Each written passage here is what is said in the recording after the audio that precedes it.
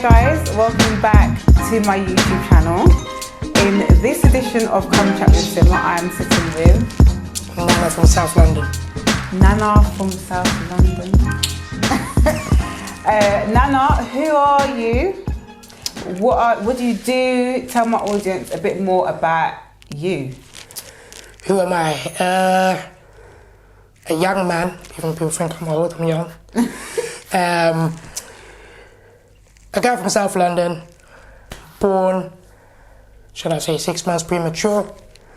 Live and breathe with a trachea. I know everyone's going to say, what is a trachea? Tracheostomy is a tube which enables you to breathe and enables, in my sense, to talk.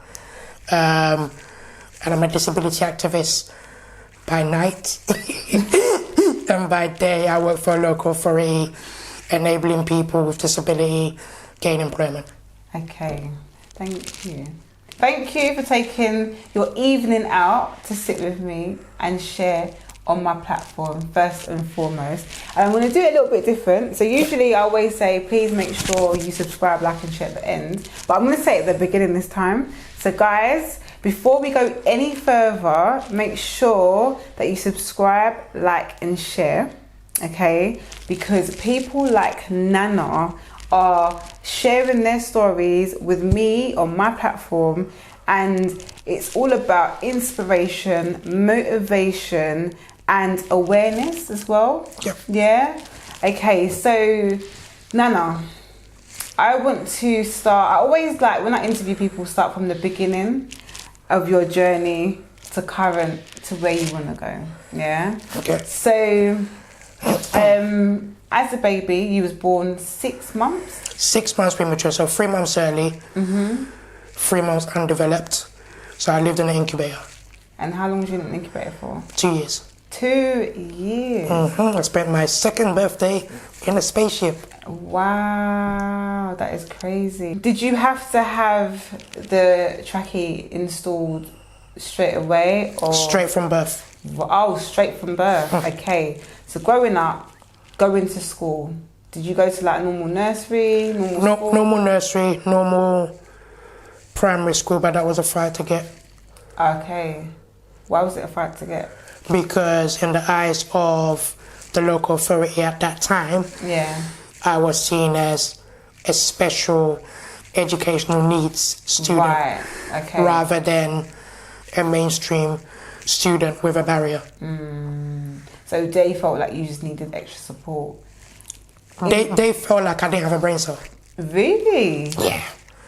So their way of putting me to the other side in terms of costs was to put me in a special educational needs school. And how was you education-wise? Do you feel like you was on the same development as your classmates, if that makes sense?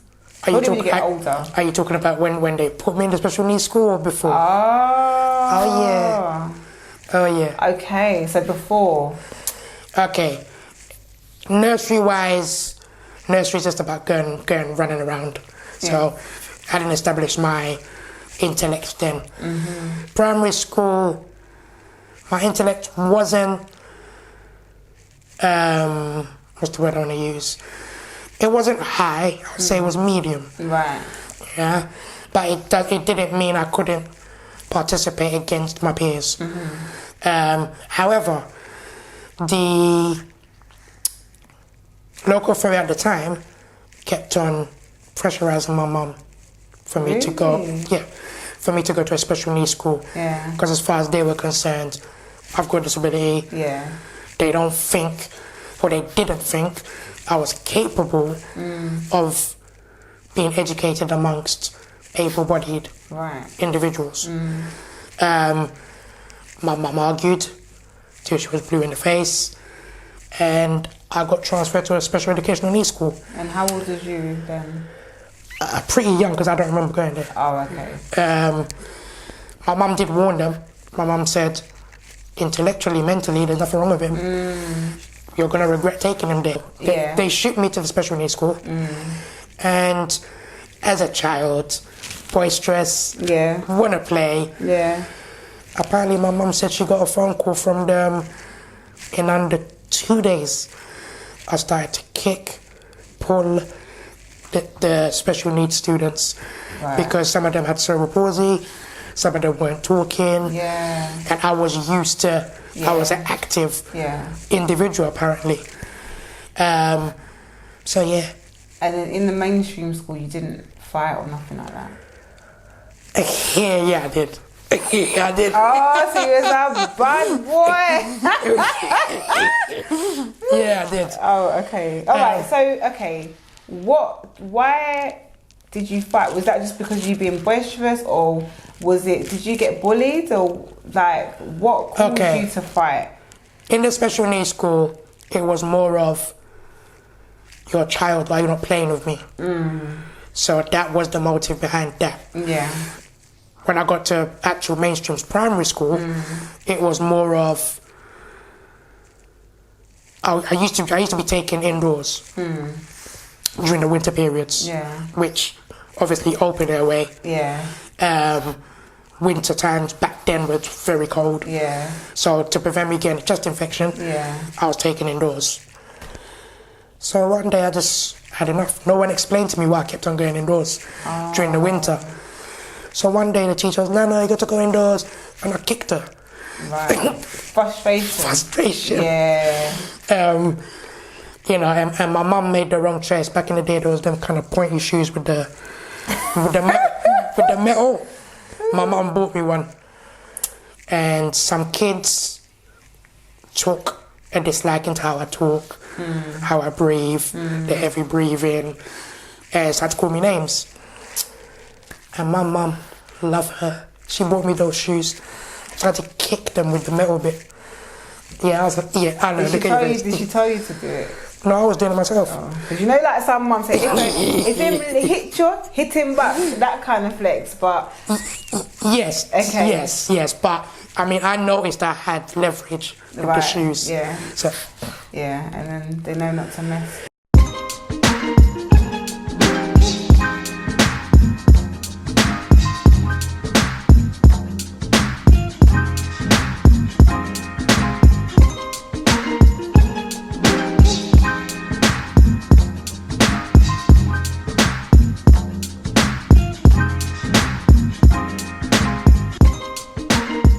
Okay, so now in your adult life, so you've done your studies,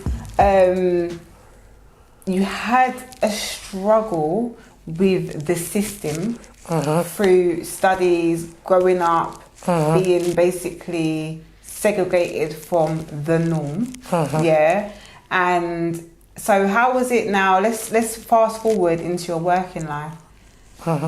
So, work.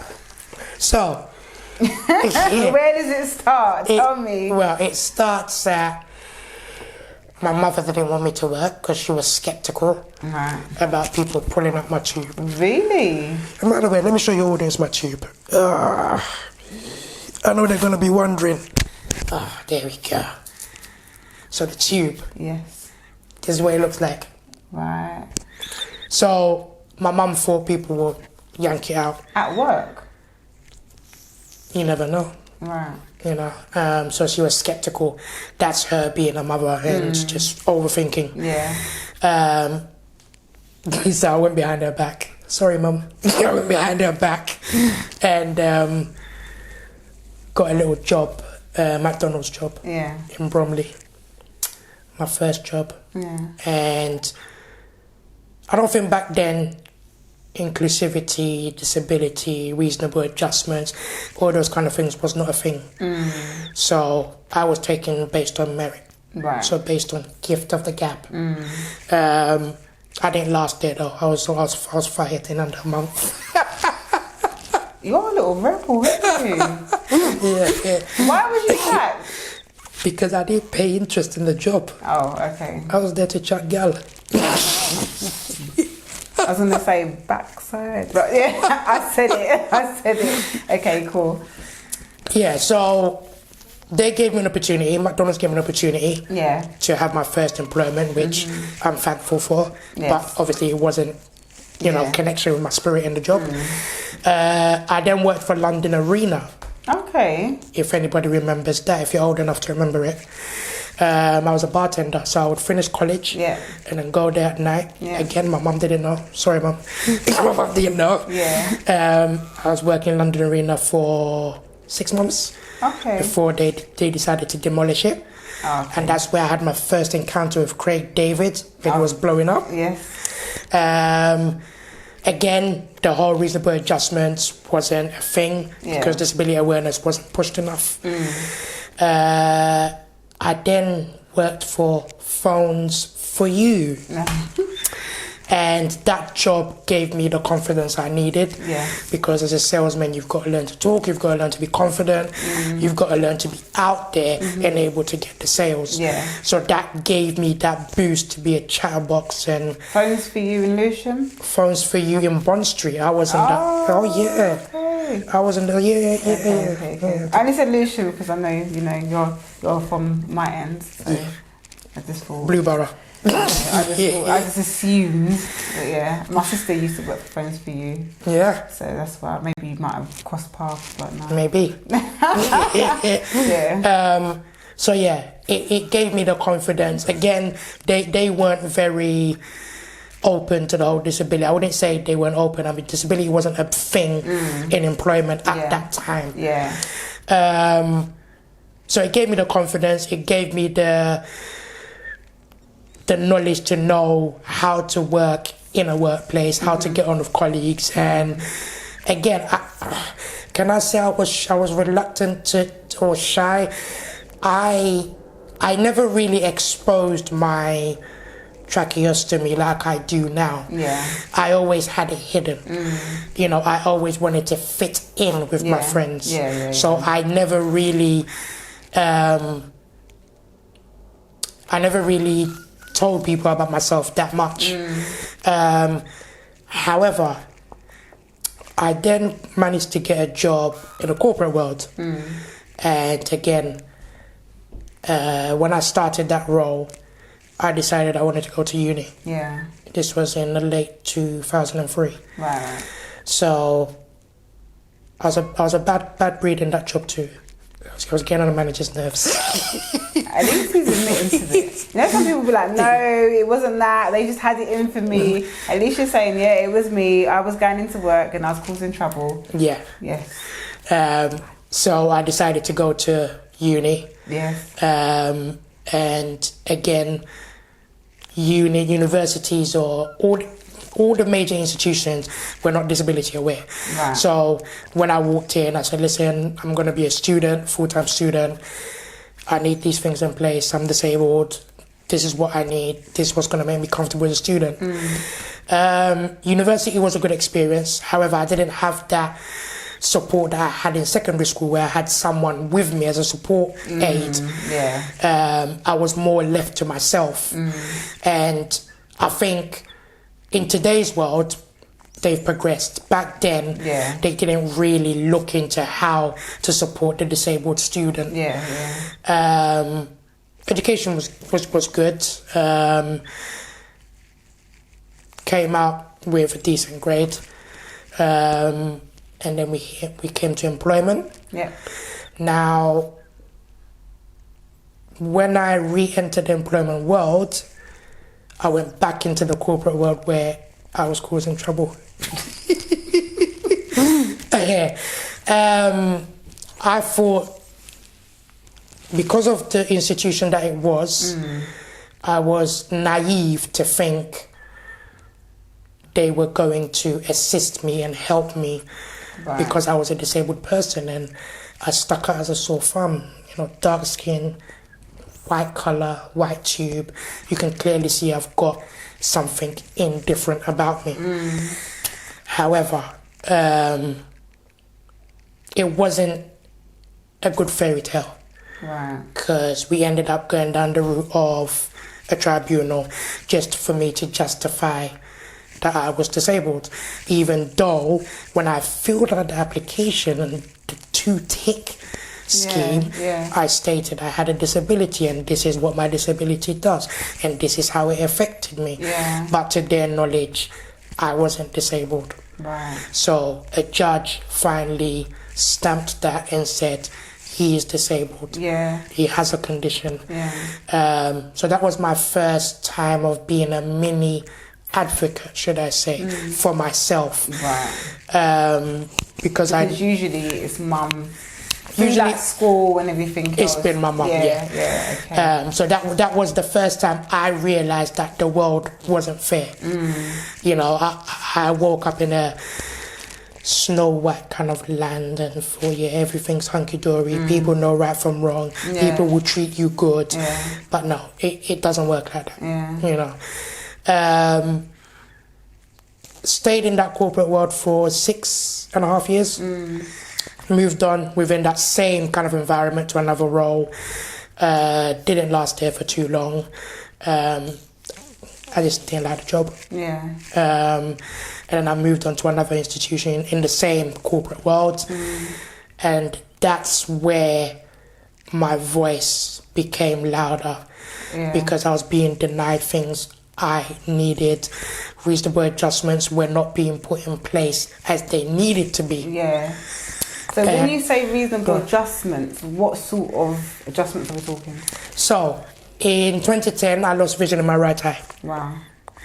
So I needed a software called ZoomText, which enlarges everything on your screen.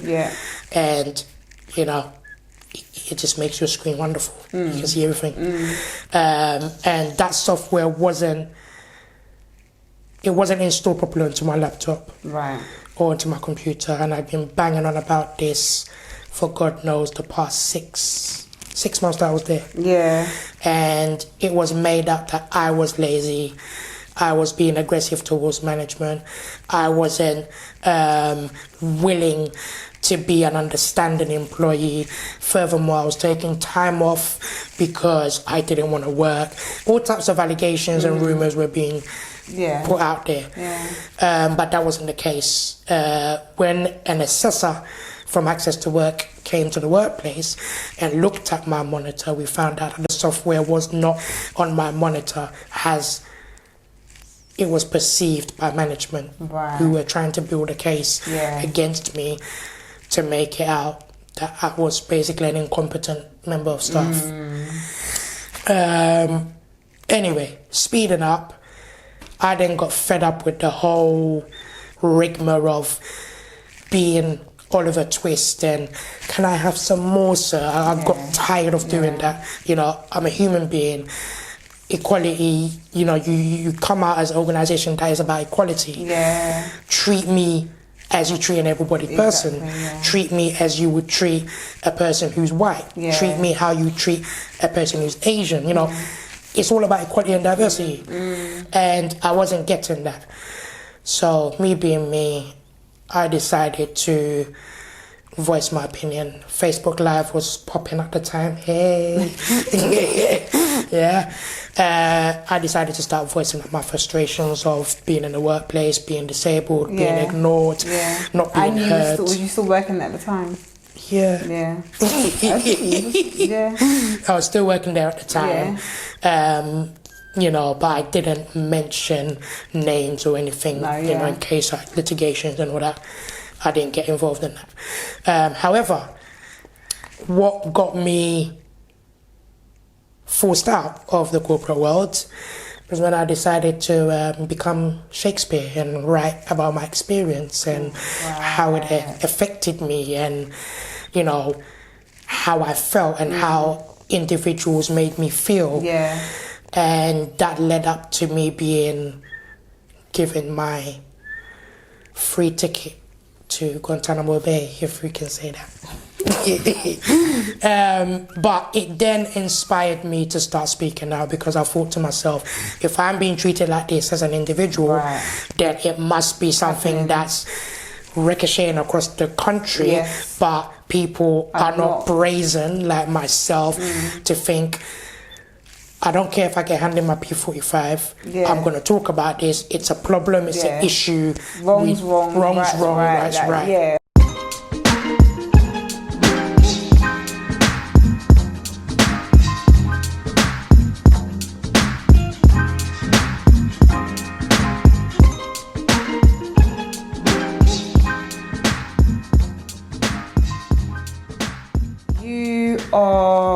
is it a disabled person's activist? What would you call yourself?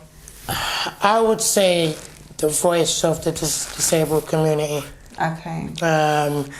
I wouldn't say an activist. People say activism. It's more of being a voice, because I've seen many people go through tribulations that I went through. And I've just had enough of people trampling over people with disability like we don't matter. Yes. I've had enough of people looking at disabled thinking intellectually we're not smart. And I'm tired of people with disability running to lawyers, running to union reps and leaving everything in their hands, whilst you as an individual, you can grasp the knowledge, you can digest it, and you can be an advocate for yourself. That's right, yeah. So it's more of me trying to waken the sleeping souls. But have you noticed I've had to fight to get into education, fight to get into secondary school, fight for university, fight for employment. So all my life has been a fight. Yeah. And how, with you fighting all your life, is like, obviously you've got a voice and stuff, but where's your healing come from? Where's your power, the strength to get up and speak to those people that need the support, or just put your voice out there and stand up for yourself? Where's that strength come from? I think it's come from years of being told no. Years of even my own immediate members of my family just having doubt. You know, some of them thinking, oh, he won't amount to much. Yeah. He won't get very far. Don't worry, he's disabled. He lives in Britain. Yeah. Disabled people get looked after. All those kind of comments. And it's not necessarily to prove to them that I can and shall succeed. It's more of, I need to prove to myself that yes, I have an indifference. Yeah. Will it define my future? No. Yeah. So it's to make that young man or that young lady or that old man or that old woman who's in their bed or who's bedridden, who thinks that their life is coming to an end, and, you know, is this how they're going to live? Yeah. It's for them to give them that courage to say, no, I'm going to live the last few days of my life and I'm going to make sure to the best that I can. Yeah. Or even if it's someone who has a disability but hides, they'll be like, oh, I've seen Nana. If Nana can project himself on Facebook and do a YouTube and do a tube change, you know, sterilize his airway, show us what a tracheostomy looks like. Have you put that on? Yes, on Facebook. Wow. I got 5,000 views for that. Wow. It was just me going step by step, saline water, taking out the tube, showing them the actual hole, the actual wound, just to show them what I went through. You know, my mornings. What your day-to-day is exactly. like. For me, the aim, the future of what I want Unique Abilities Limited, company's called Unique Abilities Limited, because I hate the word disability. I think everyone's unique in their own way. They have their own ethos about them and how they project themselves. People just have to tap into what they're passionate about and just learn to not accept the word no. So 2020, I've got one thing happening. 2020. I've got one thing that I'm currently working on. Yeah. And I'm working in partnership with a company called Let's Talk Disability. Okay. And it's basically called Disability Proud, Croydon. Okay. So it's a celebration for people with disabilities to celebrate themselves for achieving whatever they've achieved, no matter how small, so like how an huge. Award. It's more of a parade. Okay. So it's similar to Gay Pride, but it's more celebrating disabled people. Yeah. So it'd be a little march parade for them to establish the fact that they are important too. Right. They have the right to show themselves off to So it's not in a community. building? It's not in a building. Oh, okay. It will be in Croydon Town Centre. Right. On the 20th of June. I want to see everyone there. And it's basically an elevation for people to just wake up and start showing themselves off and not hide who they are. And be proud of who they are. And be proud of who you are as a disabled person. Hopefully changing the narrative for employers. You know, they may see some people they haven't seen and think, whoa, you know, you're different, but you're capable. You know, come and be my employee. And also, I think sometimes, you know, people might think that their situation is the worst. Yeah. And then you might even see someone else that you think, wow, I'm actually blessed. Oh, yeah. Do you know what I mean? So yeah. This is my reason to keep going. Yeah, man, I'm just grateful for the opportunity, having to meet you, having to share your story. And with everybody that I interview, they have to adopt me in their life. So, you know, like I'd be like calling in, checking in, and wanting to be a part of what you're doing, your movement. Do you know what I'm saying? So 2020, 20th of June, and going forward, we're going Ghana. Yep. I'm coming because I've never been and I want to go. So you never know, you might be an Ashanti. Hey. All right, so listen, I'm going to wrap it up because obviously we've gone into a lot. We've probably gone over my sort of timing, but you know, anyone that knows me deep down know that I ain't got sense of time anyway. I've got a voice and I can chat. So, have you got a YouTube channel? I'm going to have to come for you for expertise. I got one, but I'm crap at it. I'm still learning, but I can teach you what I know. Look at these wonderful lights. Okay, cool, all right. So how can my people keep up to date with what you're doing, follow you, reach out to you? What are your socials? My socials are Mr_unique_voice on Twitter. You can find me on Facebook, Mr. Unique Voice, or you just type in Nana Marfo. My glasses don't go amiss, you won't miss that. You see my logo, Unique Abilities, which is of the Ghana flag, so red, gold, green. And the Instagram? Instagram. I'm on Instagram. You know, I'm everywhere. Yeah. I'll put all the information down below anyway, and it will be in the description. So guys, listen, this is someone that you need to follow. Keep up to speed with what he's doing, especially if you feel like you need some inspirational motivation. Yeah, definitely. And remember, hit subscribe, like and share. This is a story that I feel needs to get out there. So guys, support is love. And until next time, so say bye. See you later. See you later. Sorry. Subscribe, turn on your notification bell, tell a friend to tell a friend, share it, like it, and all of these things. Follow the links below. And until next time, peace and blessings to you.